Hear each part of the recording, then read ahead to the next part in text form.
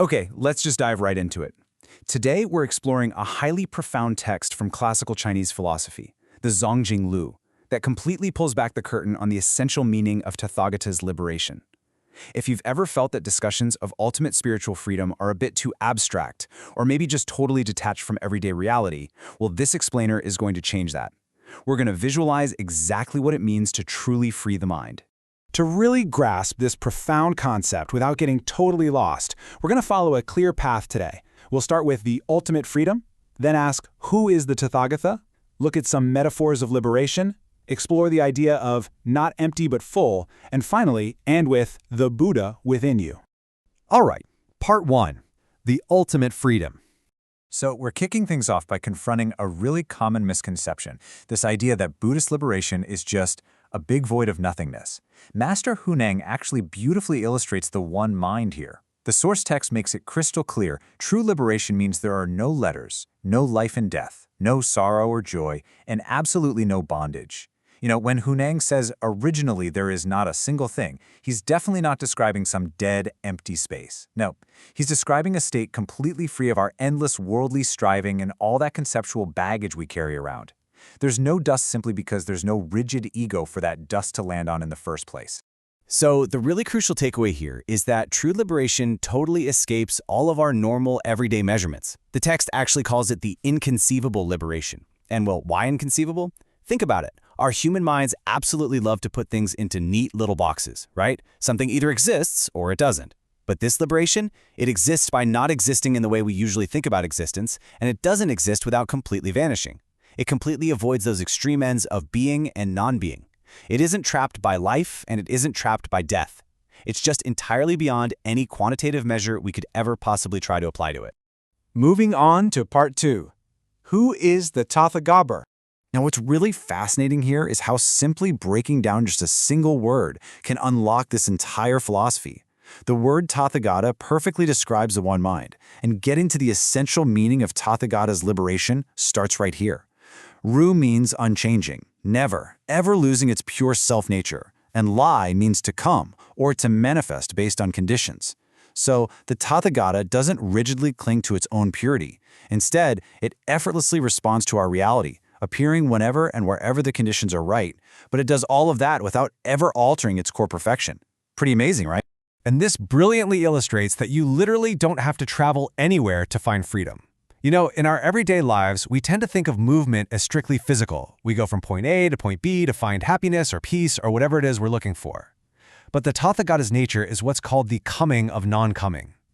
Since the true nature of the Tathagata is already fully present everywhere, perfectly permeating all of reality, there's actually no coming and no going at all. It just manifests straight from the self-nature, right exactly where you are sitting right now. That brings us to part 3, metaphors of liberation. Because these concepts can get, well, pretty lofty, the Nirvana Sutra gives us this incredible treasury of visual metaphors to really ground our understanding. It actually lists over 100 different phrases to describe this state, with every single one pointing straight to the essential meaning of Tathagata's liberation. It's described as completely pure, boundless like the sky, and fiercely fearless. It is no disease, meaning it's completely untouched by the 404 ailments of the physical body. It's indestructible, and it's even compared to the absolute purest of substances, like sweet dew and refined ghee, meaning it's deeply nourishing and totally devoid of any impurities. I absolutely love this next comparison because it hits right at the core of how we experience life. Think about worldly happiness like a clay pot. It's super fragile, it's easily shattered by external forces, and man, it makes a huge chaotic noise when it breaks. But true liberation? That is the diamond vase. It is entirely indestructible, completely silent, and fundamentally stable. The text literally says that even if 1,000 people shot arrows at it, it could never be pierced. Now that is the absolute security of the Tathagata's freedom.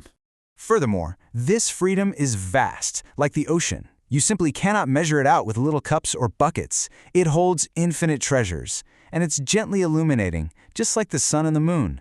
I mean, have you ever noticed how the sun and moon just give life and light without ever demanding a single thing in return? They offer warmth without ever burning or oppressing us. Well, true liberation illuminates the mind with that exact same effortless, non-oppressive grace. All right, part 4, not empty, but full. We're arriving at a really critical paradigm shift for this explanator now. The text warns us, very strongly, not to fall into the trap of what it calls empty. This is basically a nihilistic view that assumes liberation is just the total extinction of everything, kind of like that broken clay pot with absolutely nothing inside it. But true Mahayana liberation isn't some dead, empty void. Not at all. It's actually a state of not empty. So yes, it is empty of our worldly afflictions and all those endless anxieties, but it is actually completely full of ultimate reality. So, instead of a broken pot, I want you to imagine that indestructible diamond vessel we just talked about. But now realize it's filled right to the brim with the ultimate treasures. And what are these treasures? Well, they're constancy, because it never, ever fades. Bliss, which is this ultimate joy that isn't caused by any external things. Self, and we don't mean the selfish ego here, but the true, unwavering nature. And purity, perfectly flawless and crystal clear. This is the ultimate richness of the mind when all the loud noise of the world is finally stripped away. And finally, part 5, the Buddha within you.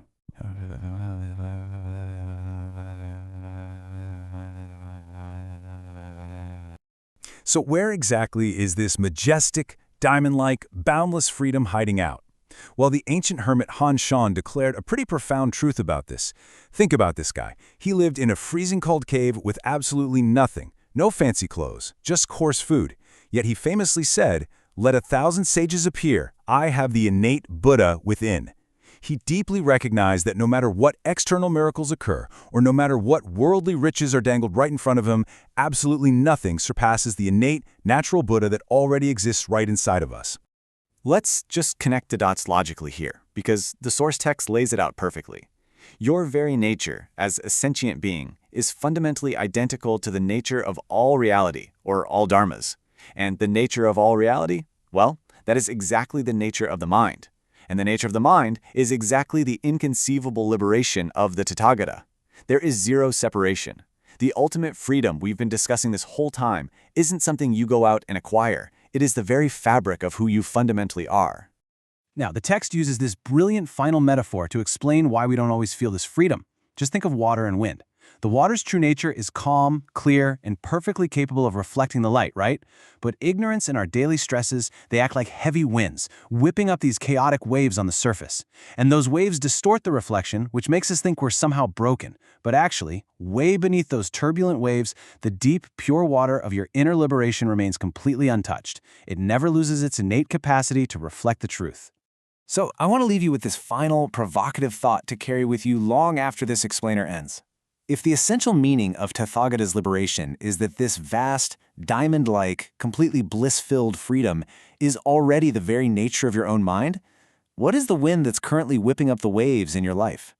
And really, what is stopping you from simply letting the waters calm down and claiming that ultimate freedom today? Think deeply on that one.